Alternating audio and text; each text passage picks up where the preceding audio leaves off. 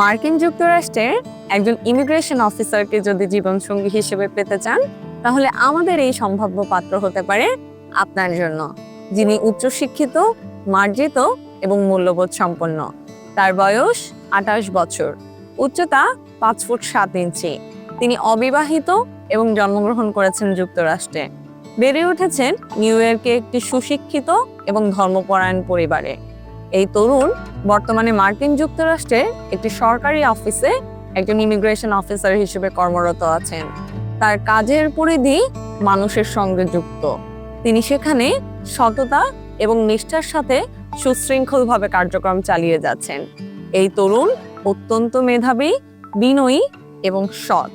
তিনি তার পরিবার এবং কমিউনিটির সঙ্গে যুক্ত থাকতে চান সর্বদা।